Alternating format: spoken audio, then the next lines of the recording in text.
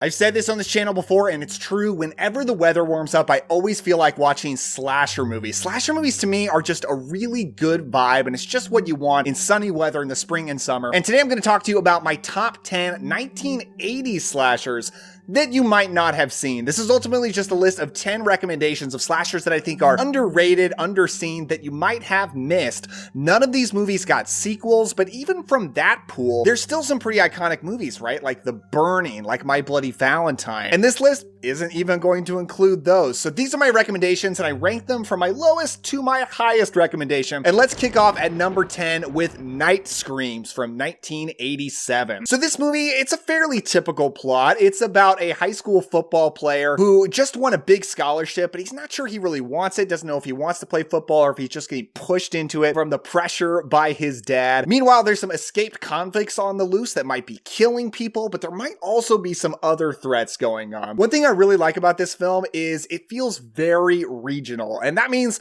it's low budget, but it was shot in and it takes place in Wichita, Kansas, and it just feels so authentic, and I really like the atmosphere, the small town atmosphere of this film. But I got to acknowledge, it's low budget, it's rough around the edges, it's not going to be for everyone, and a lot of the acting is definitely bad, but that didn't matter for me so much because it just felt like all the actors were having a really good time. Even when they weren't doing great thespian work, it just felt like a lot of fun from start to finish. And I really enjoyed hanging out with these characters. And the other thing I really liked is the mystery around the kills. The movie sets up several different ways that the mystery could go, that the final reveal could be. And I appreciated that. Now you just got to figure out which way is it going to go. And it did keep me guessing. Now the kills, most of them aren't terribly great, but there is a really standout one involving a guy trying to make a hamburger, a burned face, a brutal stabbing. It's a really good one. In fact, the cover of this Vinegar Syndrome Blu-ray, this Vinegar Syndrome 4K that looks fantastic in 4K, actually showcases it quite well. Yeah, I have all these movies on physical media, and I'm going to show them all to you, but this is an absolutely beautiful Vinegar Syndrome 4K release. At number 9, we've got The Initiation from 1984. Now, this is a college set slasher, and I love movies that take place on college campuses. It's an atmosphere I really enjoy, and it stars Daphne Zuniga, who's an actress that I really like. I like her from the John Cusack comedy, The Sure Thing.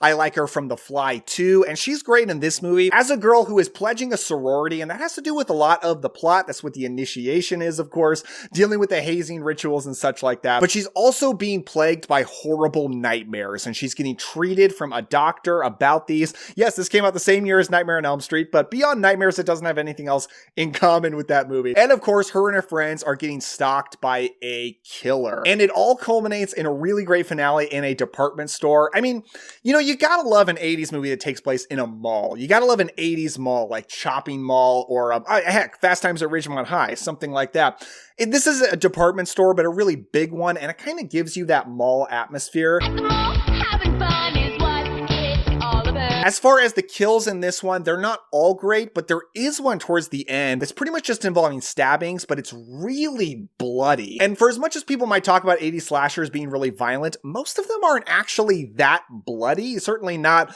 like we see today. But this is a very bloody one, so you gotta respect that. You gotta love Daphne Zuniga, really good atmosphere, and a final reveal that I don't think you'll see coming. It's either gonna work for you or it won't, but I think it's going to be a surprise. At number 8, New Year's Evil from 1980. Okay, so this one, of course, takes place on New Year's Eve, and it's about a TV host who's counting down to midnight, but she's getting calls in from a viewer who says that every hour it becomes midnight somewhere in the country, he's going to kill someone. So it's a very suspenseful premise, but what really makes this an interesting watch is I would probably say the character you spend the most time with is the killer. He's not actually that much of a mystery, beyond that you don't actually know who he is, what his significance is in the story necessarily, but you do watch him, you follow him, you see him just go into places, go in disguise, try to pretend to be somebody else, to get close to someone, to go through with the murder. So as much as it is a slasher film, it also crosses over very much with being a serial killer movie, following and getting to know the serial killer. So it's a very interesting twist on a slasher premise, but it's still got the kind of kills that you're looking for. It's actually got quite good acting, much better than the last two movies we talked about. I think the performances are actually quite strong.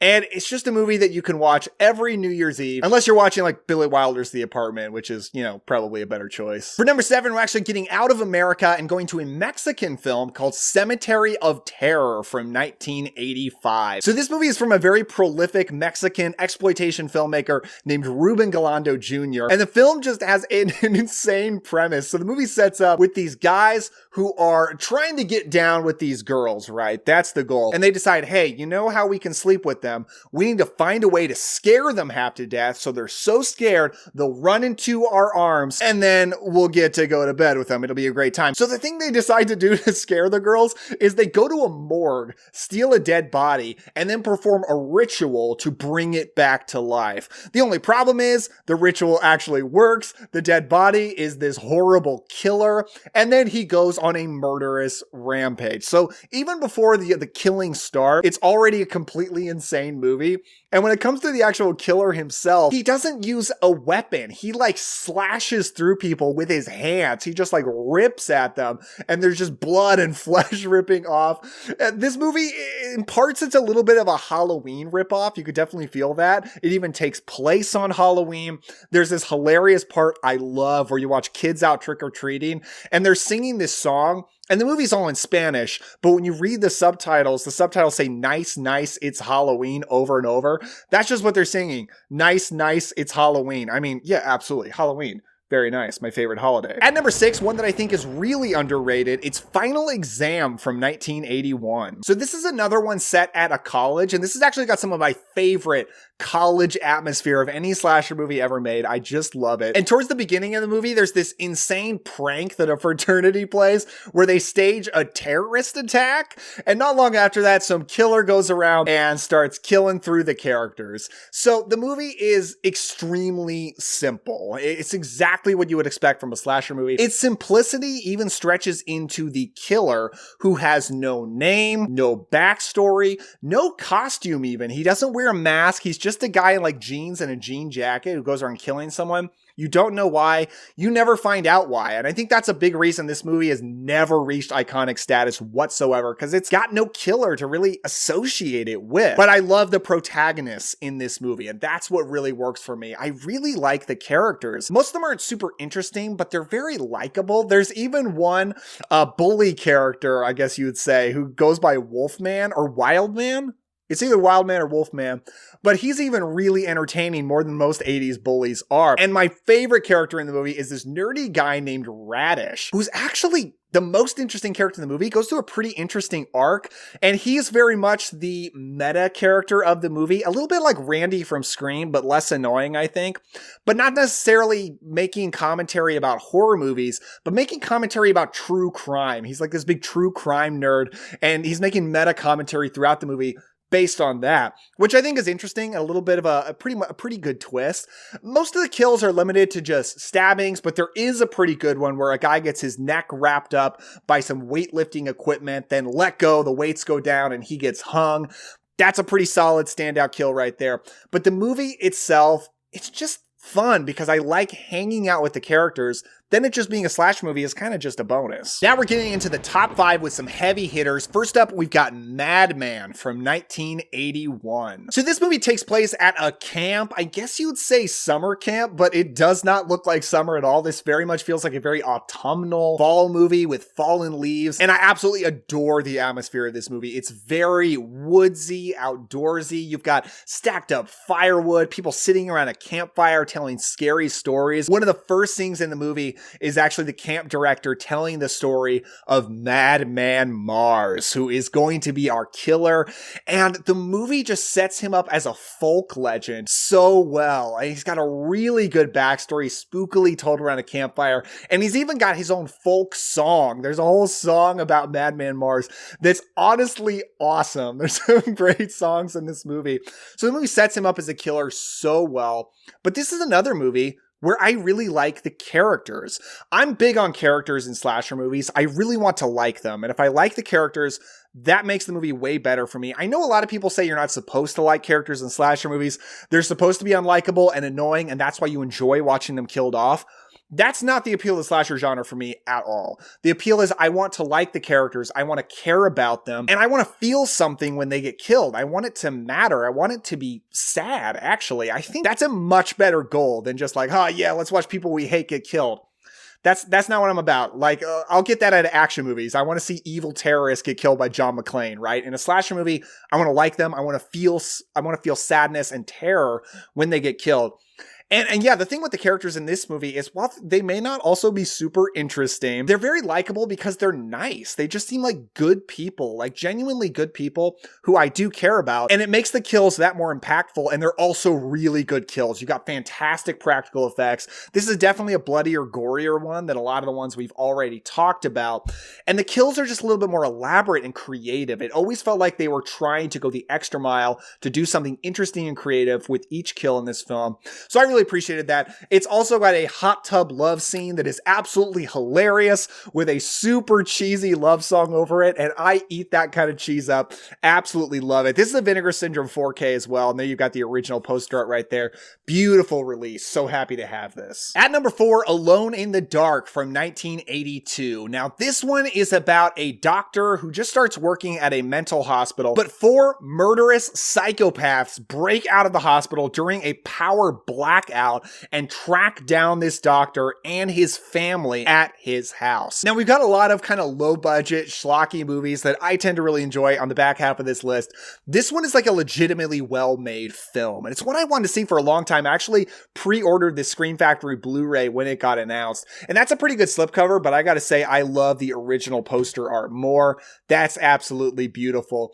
Yeah, it just hadn't been available for a long time, so I was so happy Scream Factory released it. It looks beautiful on this because it's a beautiful film. So well shot. It's directed by Jack Shoulder, director of Nightmare on Elm Street Part 2, actually, which is pretty darn cool. But wait till I tell you about the cast of this movie. So you've got Donald Pleasance, who's one of the head guys at the mental hospital, but a couple of the psychopathic killers are Jack Palance and Martin Landau. A lot of the cast just feels like too good for this movie, but it just really elevates it into something very, very special. I really like this movie. Another one where I care about the characters. It's very intense, and it's just a legitimately well-made film. At number 3, Just Before Dawn from 1981. So this is about 5 young people. They seem a little bit older than teenagers, but around that age, who decide to go camping up in the mountains of some land that one of them actually recently acquired. And up there, they are warned by the local sheriff, played by George Kennedy, not to go up there because it's way too dangerous. But they go, and they encounter a family of hillbilly mountain people who seem to be psychopathic killers. So the movie definitely seems to be somewhat influenced by The Hills Have Eyes, for sure. It's a very typical slasher premise, but just one that executes everything so well and so much better than almost all of its contemporaries. This is the Code Red Blu-ray release with the exclusive slipcover, but this is another one where I like the original poster art even better. That looks so good. Yeah, the characters in this movie, they feel so real, and I think that's the big appeal of them. They feel incredibly authentic, and there's a really good arc going on with the final girl, where she gets scared by a prank that her boyfriend puts on, and she reacts to the fear quite badly and realizes that she feels like she's weak and she's not brave and she feels bad about herself. So you just know through the course of the movie she's going to learn to gain that courage in the face of true danger, right? And that's definitely how it goes. Now, the killer in this movie is definitely just a hillbilly guy. They don't do anything to make him look particularly cool other than just looking like a big, scary dude in general, right? The atmosphere is great because it's up in the mountains, just beautiful scenery everywhere you look. The kills, I think, work because they're more suspenseful than they're graphic, but the best kill in the movie is actually the final kill of the final girl getting rid of the killer, as final girls always do, right? It is awesome. It's one of the best finales I've ever seen to a slasher film. The greatest way I've ever seen a final girl dispatch of a killer. I don't think there's any competition. You just gotta see this movie just to see the finale. At number 2, we've got The Funhouse from 1981. So this is about 4 teenagers who go on a double date to a carnival. And you want to talk about atmosphere in a slasher movie, as we have through this video? This one, the carnival atmosphere, is some of the best you're ever going to see. You want to watch a horror movie at a carnival, which I usually do. I love that kind of thing. This has just got some of the best visuals you're ever going to see, especially in the opening credits when it's just all these very creepy animatronics in a fun house. Just one of the best horror opening credits I've probably ever seen. The movie's directed by Tobe Hooper in between when he made the Texas Chainsaw Massacre and Poltergeist. And this movie, I think, got a little bit lost in between those two, but it shouldn't because it's so good. It's in contention for my favorite Tobe Hooper movie. I think it's actually that good. The atmosphere is so great. This is another one where I think the characters feel very real. Final Girl is played by Elizabeth Berridge, who you might actually know from Amadeus, the Mozart movie, which is incredible. But she did this movie first, and the movie just subverts a lot of tropes of the slasher genre all throughout. And you've actually got a case where the slasher killer is wearing a mask, a Frankenstein mask, but has an even more horrifying look underneath it. I think that's just such a cool thing. When he's unmasked, you wish he'd just put that thing back on. It's a very creepy movie, very suspenseful, with phenomenal carnival funhouse atmosphere all through the film. But at number 1, we've got The House on Sorority Row from 1983. Another college-set slasher about a sorority who wants to throw one last party before the summer, but their very stern house mother does not want them to do it, and they decide to play a prank on her involving a gun that they think is full of blanks. But the prank goes wrong and the house mother ends up dead. So now we've got a movie where our main characters are trying to cover up a murder that they accidentally committed. Meanwhile, it seems like somebody closely connected to the house mother is getting revenge, picking them off one by one. I actually just did a dedicated review on this movie on the channel because I absolutely love it. I think it's one of the absolute greatest 1980s slasher films, because while most slasher films don't have a lot going on until the kills ramping up, it's just teens partying and such, this does have college kids partying, but they have something so much more interesting to do all throughout it because they're covering up a murder, right? So it's very suspenseful, Hitchcockian, which I think is what the director was going for, because he wasn't that into horror movies. He was more into suspense thrillers, and he really brings that here. And I think the killer, while you don't see him very much, is incredibly creepy. You only see him very briefly in one shot when he's not covered up by a mask, a very creepy mask towards the end of the movie. And he's just very chilling for how uncanny valley he looks. The kills, some are off screen, but a lot you get some really good prosthetics to get some good practical effects in there, which I really enjoy. The House on Sorority Row, I think, is a cut above most of its contemporaries. It's fantastic, and it tops my list of 80 slasher films you might have missed. So that's my list, but I want to know yours. Let me know what 80 slasher films you think are underrated or underseen that you want to recommend. Sound off in the comments below. Don't forget to like this video if you enjoyed it, and if you haven't yet, subscribe for more spooky, vintage kind of videos. Thank you so much for watching. With all that said, don't forget to enjoy yourself today. Maybe spend a little time in that good weather outside, and I'll see you next time.